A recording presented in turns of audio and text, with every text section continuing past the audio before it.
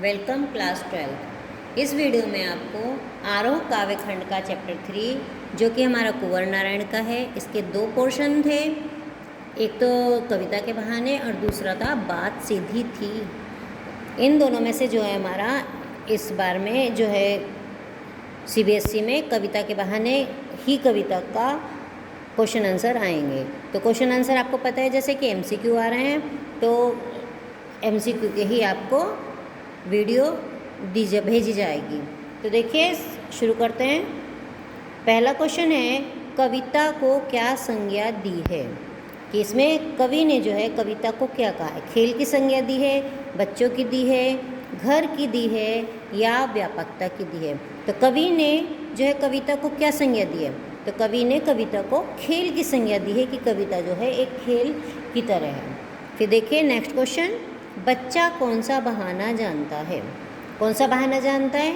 Option देखिए, कविता बोलने का, सब घर एक कर देने का, कविता रचने का, नेक्स्ट क्वेश्चन ऑप्शन था छंद बनाने का। तो देखिए इन चारों में से कौन सा ऑप्शन हमारा सही है? हमारा सही ऑप्शन है सब घर एक कर देने का। बच्चा कौन सा बहाना जानता है? बच्चा सब घर एक कर देने का बहाना जानता है। नेक्स्ट क्वेश्चन देखिए, बिना मुरझाए कौन कहाँ महकता है?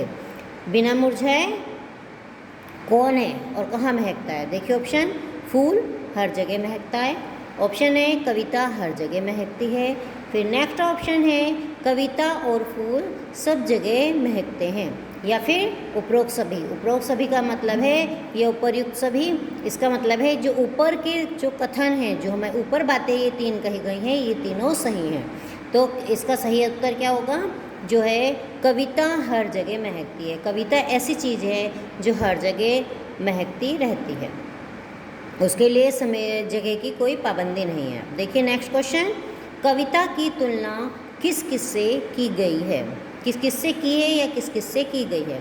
तुलना किससे की है? बच्चे और छंद से की है। नेक्स्ट ऑप्शन था बच्चे और फूल से की है। नेक्स्ट ऑप्शन है खेल और बच्चे से की है। और नेक्स्ट ऑप्शन है बच्चे और घर से की है। इसमें का सही उत्तर है हमारा कविता की तुलना बच्चे एवं फूल से की गई है। कविता को बच्चे और फूल की तरह बताया है। अब देखिए नेक्स्ट क्वेश्चन है, कविता का खिलना कौन नहीं जानता? ऑप्शन देखिए, पहला ऑप्शन है फूल, फिर नेक्स्ट ऑप्शन है कवि, नेक्स्ट ऑप्शन है घर, फिर लास्ट ऑप्शन है इसमें बच्चा। तो कविता का खिलना कौन नहीं जानता? कविता की तरह खिलना जो है फूल भी नहीं जानता। इसका सही उत्तर है फूल। फिर देखिए नेक्स्ट क्वेश्चन, कविता के बहाने कविता किस संग्रह से ली गई है? जो कविता के बहाने हमारी ये कविता हैगी इसमें, उस कहाँ से ली गई है? तो देखिए क्वेश्चन ऑप्शन, चक्रव्यूह, हम तुमसे, इन दिनों से, अपने सामने से। तो जो कविता के बहाने कविता कहाँ से ली गई थी? वो जो कुंवर नारायण का इन दिनों जो काव्य संग्रह है वहाँ से ली गई थी, इन दिनों से। तो कविता की बहाने कविता इन दिनों से ली गई है। तो नेक्स्ट क्वेश्चन देखिए, कविता के बहाने कविता की भाषा क्या है?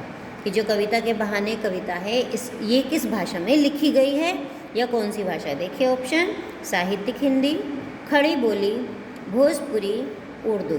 तो इसका सही उत्तर है खड़ी बोली। ये कविता के बहाने कविता जो है खड़ी बोली में लिखी गई है, या इसकी भाषा खड़ी बोली है। फिर नेक्स्ट क्वेश्चन देखिए, कविता के पंख लगाकर कौन उड़ता है? कविता के पंख लगाकर कौन उड़ता है? देखिए ऑप्शन, चिड़िया, कवि, बच्चा या सुगंध। कविता के पंख लगाकर कौन उड़ा? चिड़िया उड़ी?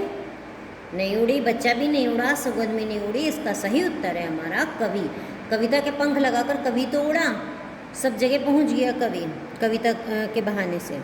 तो देखिए नेक्स्ट क्वेश्चन, कविता में किसका चमत्कार होता है? जो हमारी कविताएं होती हैं, जो हमें अच्छी लगती हैं, तो उसमें किस चीज़ का चमत्कार दिखाई देता है? बच्चों का, शब्दों का, उदाहरणों का या फिर योग्यता का? तो कविता में किसका चमत्कार होगा? बच्चों का होगा? नहीं होगा। उदाहरणों का भी नहीं होता, योग्यता का। किसका होता है? शब्दों का। शब्द, एक एक शब्द से हम बढ़िया बढ़िया शब्द यूज़ करके हम कविता लिखते हैं। तो कविता में शब्दों का चमत्कार होता है। अब देखिए नेक्स्ट क्वेश्चन, कविता और बच्चों में क्या समानता है। तो जो कविता है और जो बच्चे हैं उनमें क्या चीज़ एक समान देखने को मिलती है। तो क्या समानता है? ऑप्शन देखिए, दोनों भेदभाव को नहीं जानते। नेक्स्ट ऑप्शन है दोनों प्रसन्नता बिखेरते हैं। फिर नेक्स्ट ऑप्शन है दोनों ही प्रेरणा के स्रोत बन जाते हैं। और लास्ट ऑप्शन है सभी उत्तर ठीक हैं। यहाँ पे ऊपर सभी कथन सही हैं, उपरोक्त सभी या उपर्युक्त सभी, इस तरीके से कुछ भी लिखा हुआ आ सकता है, यानी कि जैसा लिखा है वैसे ही आएगा। तो देखिए, कविता और बच्चों में क्या समानता है। बच्चे और कविता दोनों एक तरह की बताए हैं कि दोनों भेदभाव को नहीं जानते। ये भी नहीं जानते ये छोटा है बड़ा है, ये इस जाति का है उस जाति का है, वो भी नहीं है। दोनों ही जो है, कविता भी और बच्चे भी, कविता सुन के भी लोग खुश होते हैं और बच्चों को देखकर भी लोग खुश होते हैं। तो दोनों ही चीज़ें प्रसन्नता बिखेरती है, सबको खुशी देती हैं। और दोनों ही चीज़ें, कविता भी हमें प्रेरणा जगाती है और बच्चे भी लोगों में प्रेरणा जगाते हैं। तो दोनों ही प्रेरणा के स्रोत। तो इसमें सही उत्तर है सभी उत्तर ठीक हैं। तो तीनों चीज़ें बातें जो ऊपर कही गई हैं, तीनों बातें सही हैं। तो इसलिए हमारा इसका उत्तर है सभी उत्तर ठीक है कविता और बच्चों के लिए। अब देखिए नेक्स्ट क्वेश्चन है हमारा, पंख किसका प्रतीक है। पंख जो है, कवि पंख लगाकर उड़ा है, तो किसका प्रतीक है। कविता में कहाँ के पंख लगे थे, पुस्तक का, ऑप्शन देखिए, फिर पक्षी का, फिर है नेक्स्ट कल्पना का, नेक्स्ट है रचना का। तो कविता में जो है कवि ने काहे के पंख लगाए हैं, कल्पना के।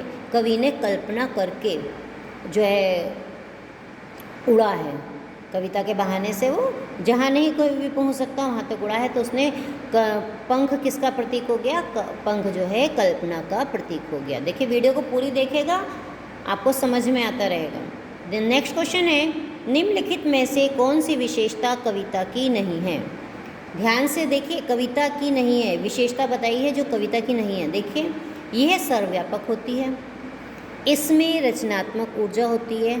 ऑप्शन है देखिए, सर्वव्यापक होती है कविता, रचनात्मक ऊर्जा होती है, फिर ये खेल के समान होती है, फिर कुछ समय बाद कविता मुरझा जाती है। कविता की विशेषता क्या नहीं है, कविता जो है सर्वव्यापक भी होती है, हर जगह पहुंच सकती है, फिर उसमें रचनात्मक ऊर्जा भी होती है, खेल की तरह होती है। कि बताया, सबसे पहले बताया ऑप्शन था आपका क्वेश्चन में, तो खेल की तरह हो गई है। तो इसका कविता का जो है विशेषता क्या नहीं है, कुछ समय बाद कविता मुरझा जाती है। ये जो है कविता जो है कभी नहीं मुरझाती, तो ये हमारा सही नहीं है। तो इसका सही उत्तर है कि कुछ समय बाद कविता मुरझा जाती है, यह कविता की विशेषता हमारी नहीं है। फिर नेक्स्ट क्वेश्चन देखिए, सब घर एक कर देने का आशय है, मतलब सब घर एक कर देने का क्या अर्थ है, क्या तात्पर्य है, इस तरीके से क्वेश्चन चेंज हो जाता है। फिर देखिए इसके ऑप्शन, भेदभाव नहीं रखना, नेक्स्ट ऑप्शन था तोड़फोड़ करना, नेक्स्ट ऑप्शन है सीमा में रहना, फिर नेक्स्ट ऑप्शन है शोर मचाना। तो देखिए क्या हुआ इसका उत्तर, भेदभाव नहीं रखना। इसका सही उत्तर है सब घर एक है, तो आपस में कोई भी भेदभाव नहीं रखता।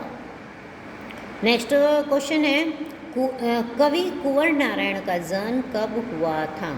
एक चीज़ आपसे बार बार कही जा रही है कि जो भी आप चैप्टर पढ़ें, चाहे वो लेखक हो चाहे कवि हो, उसकी जन्म मृत्यु दो चीज़ें अवश्य याद करें। और यहाँ कई बार ये भी आ जाएगा कि इस कवि का या इसका जन्म कहाँ हुआ था, तो इन चीज़ों को आप याद करेंगे।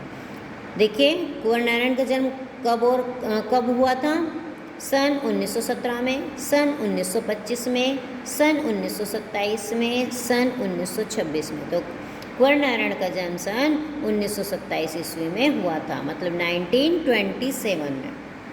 फिर नेक्स्ट क्वेश्चन है, कविता की उड़ान को कौन नहीं जान सकता। कविता की उड़ान को कौन नहीं जान सकता, ऑप्शन देखिए, रसिक व्यक्ति, चिड़िया, नेक्स्ट ऑप्शन था कवि, फिर नेक्स्ट ऑप्शन है समीक्षक। कि कौन नहीं जान सकता कविता की उड़ान को, सही उत्तर है इसका हमारा चिड़िया नहीं जान सकती। कविता की उड़ान को चिड़िया नहीं जान सकती। आशा है आपको समझ में आ गया होगा कि आपके किस तरीके के कविता में से एमसीक्यू बनकर आएंगे, और आप वीडियो को पूरी देखिएगा, बिल्कुल भी बीच में से काट के नहीं देखिएगा। Thank you.